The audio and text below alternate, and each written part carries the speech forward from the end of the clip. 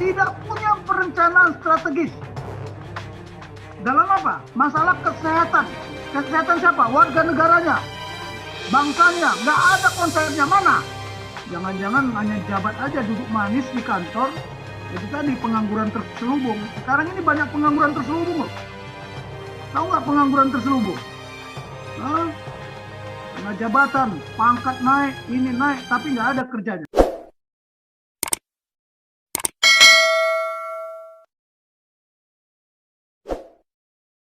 Nggak apa-apalah, biar tahu sekalian ya. Nah ini, coba lihat. Nah, itu mulai dari Desember 2020. Kita sekarang sudah berada di bulan Juni. Ya, bulan Juni sudah mendekati apa? Mendekati Juli. Coba lihat. Ya, apa? Coba bacalah itu. Bacalah. Bisa baca nggak? Nah, ini kita bulan Juni itu terjadi apa?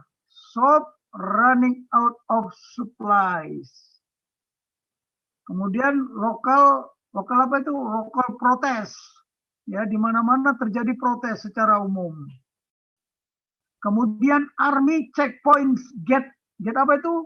Get set up ya in each town. Lihat sekarang. Apa benar nggak ini kira-kira Juni ini semua tentara sudah masuk checkpoint kan? Terlibat di mana-mana. Ini nggak tahu kalau terjadi perang kayak apa, tentaranya pasti nggak siap. Bahkan kalau tak, yang dikhawatirkan tentaranya juga kena virus.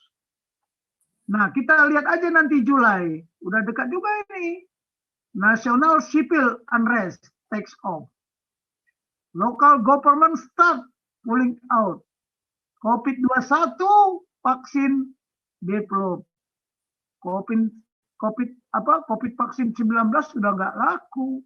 Kenapa? Coba itu kan sudah dijelaskan di situ juga bulan Maret, ya kan? New infection COVID-21, ya. Dia bilang apa lagi?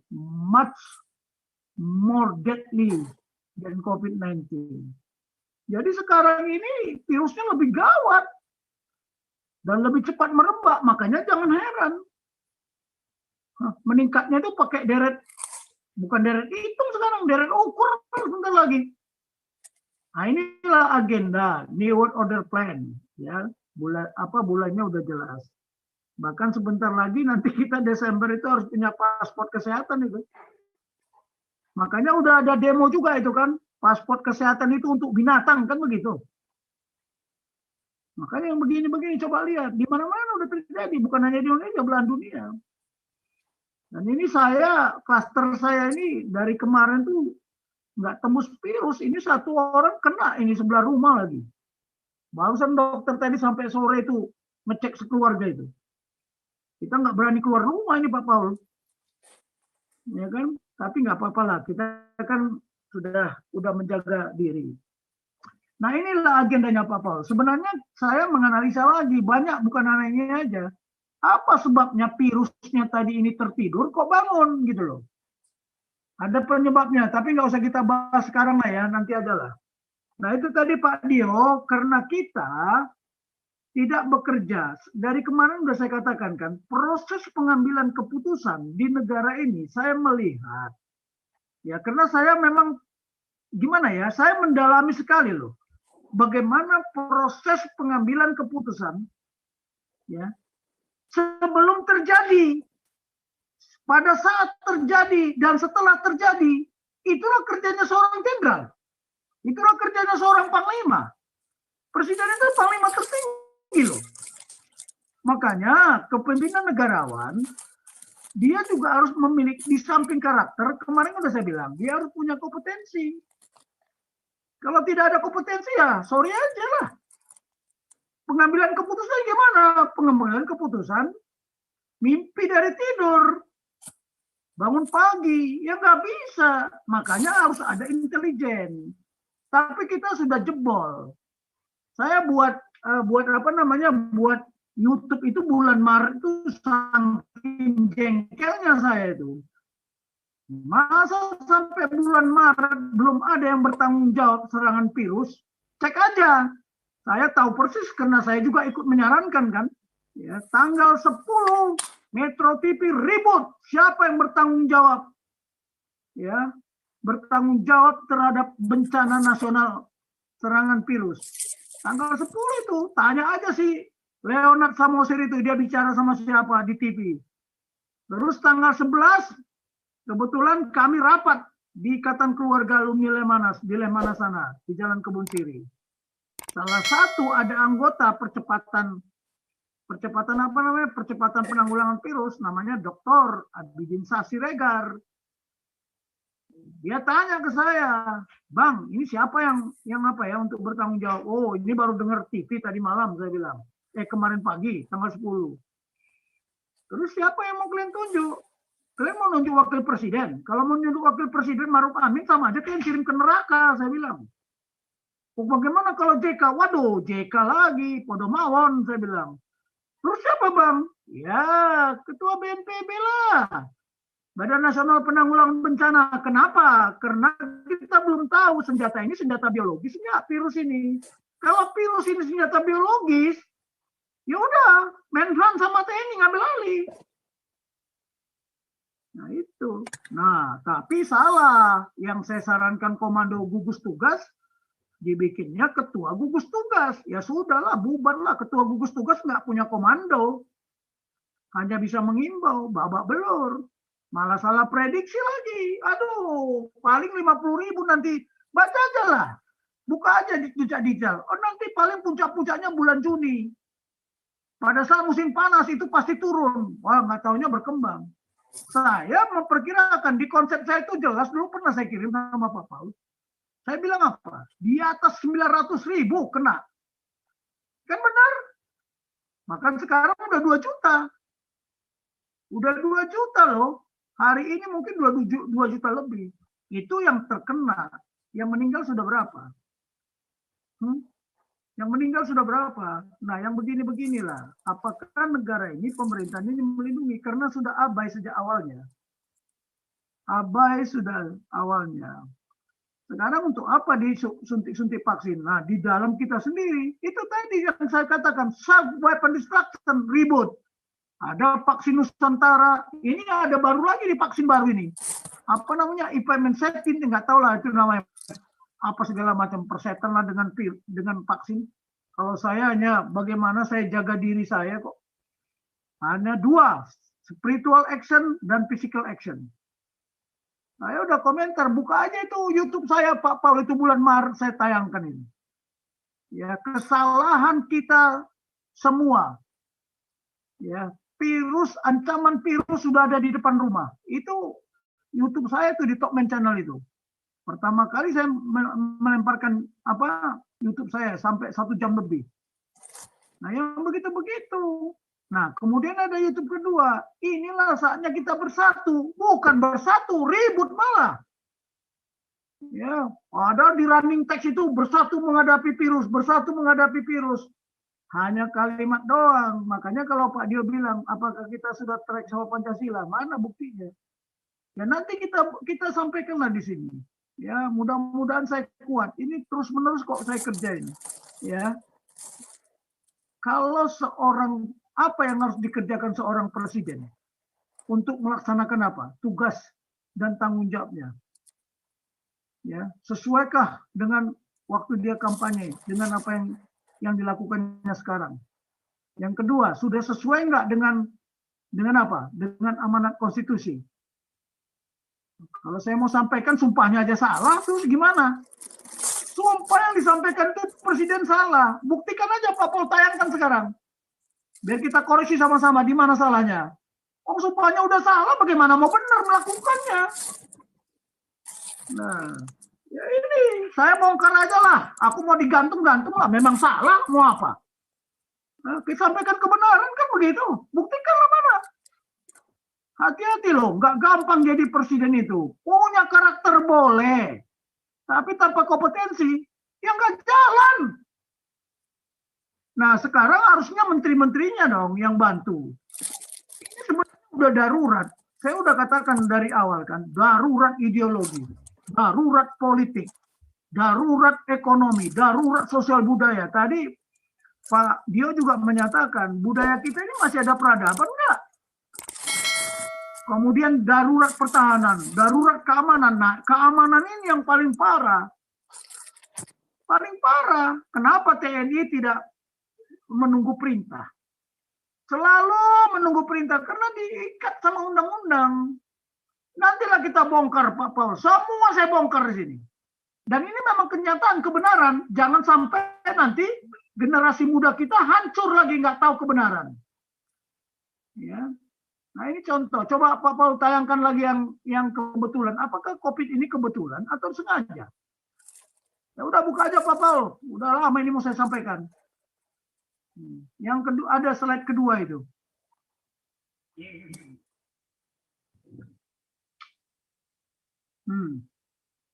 Ya, Pak Jenderal. Nah inilah. Coba tayangkan, ini tadinya mau kita bahas.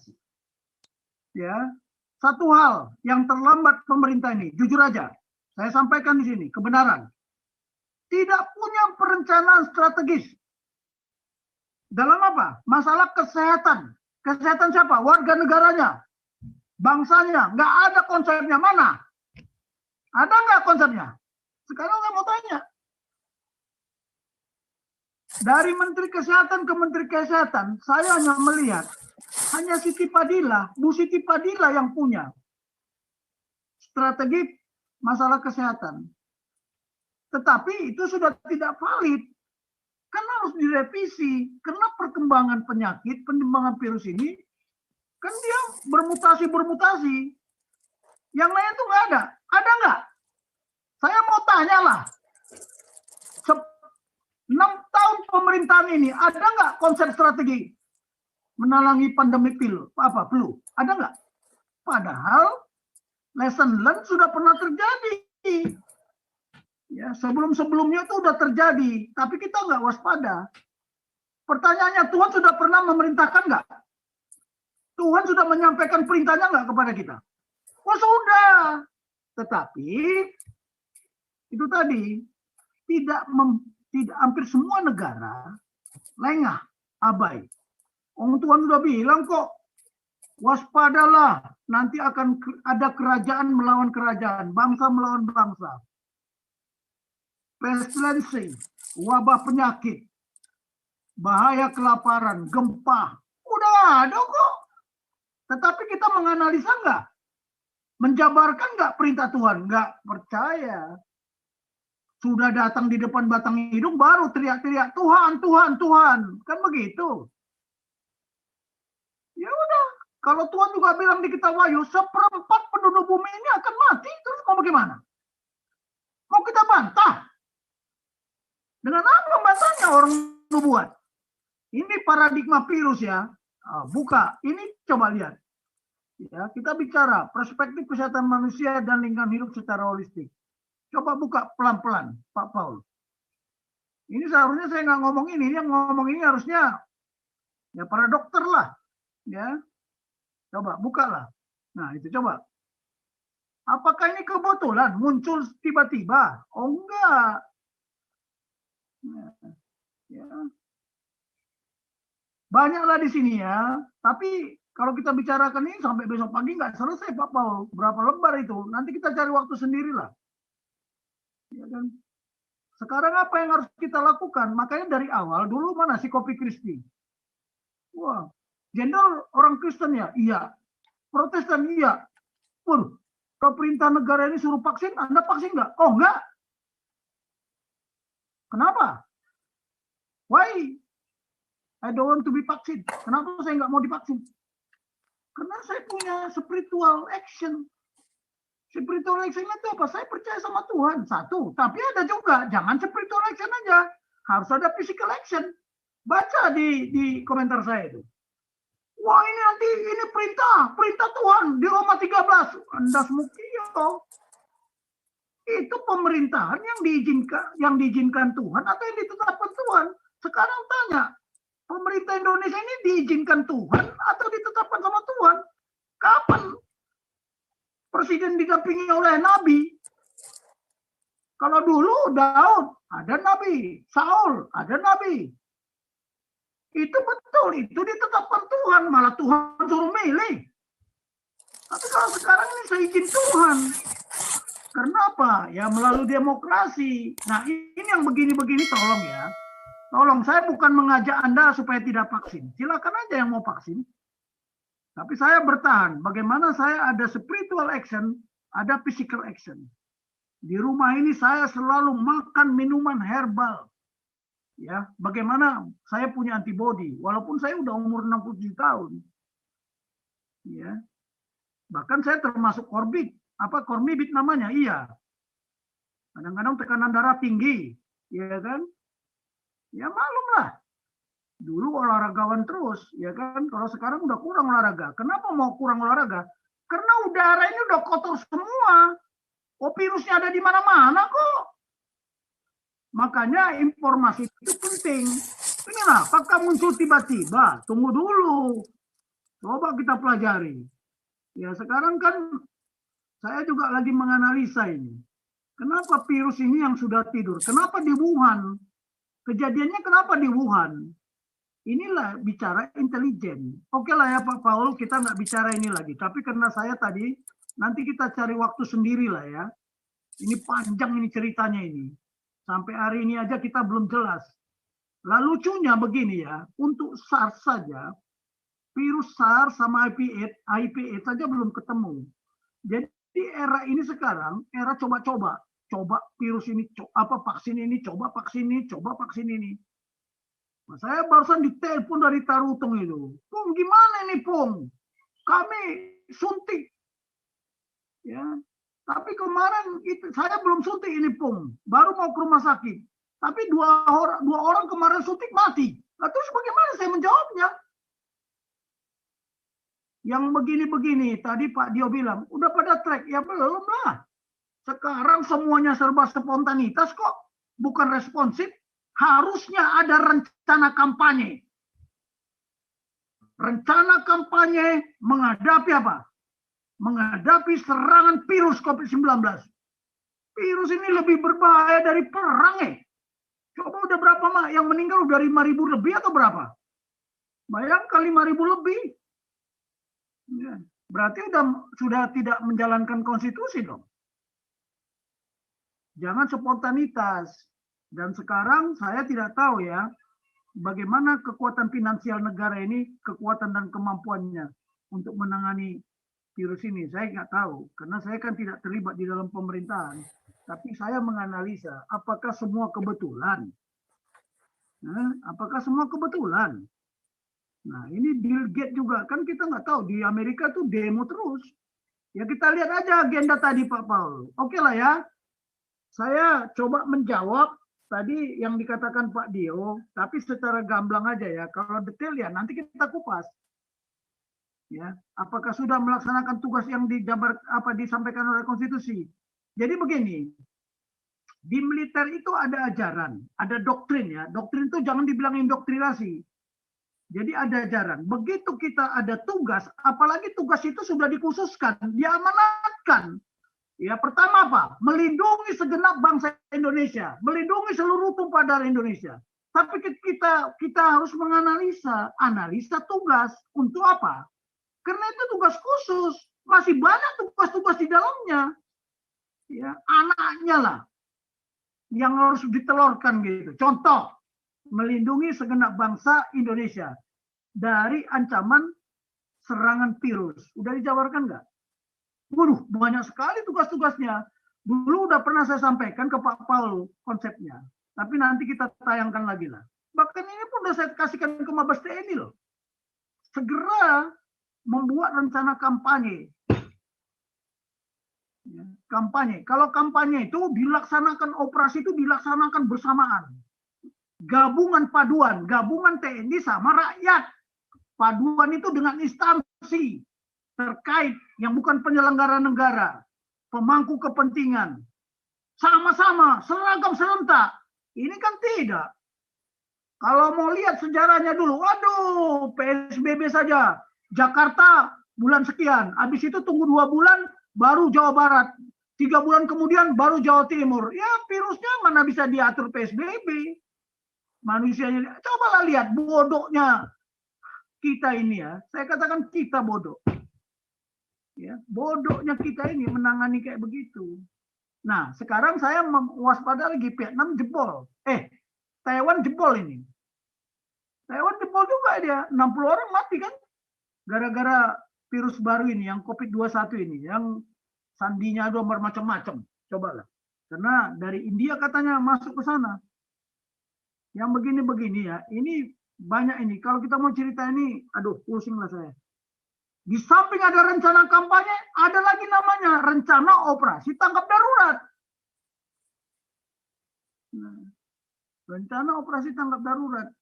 Nah, ini sudah darurat belum? Sudah. Rumah sakit pada penuh nggak? Penuh kan? Lihat agenda tadi. Rumah sakit penuh semua. Lihat aja agendanya. Sampai sekarang ini tadi saya dengar berita, saya ikutin terus beritanya. Apa beritanya? Rumah sakit sudah tidak menampung, tidak bisa menampung. Yang non-COVID malah. Yang non-COVID, yang sakitnya parah pun nggak bisa ditampung, coba. Mau jadi apa sekarang? Coba lihat. Di mana? Makanya hati-hati bermain-main dengan keamanan. Besok saya akan sampaikan ya, namanya reformasi di bidang sektor keamanan. Siapa saja yang terlibat, bagaimana melibatkan mereka, bagaimana konsep perencanaan strateginya nggak ada.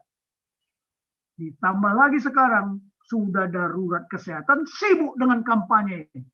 Kampanye politik, walaupun belum waktunya, udah sibuk sekarang kan.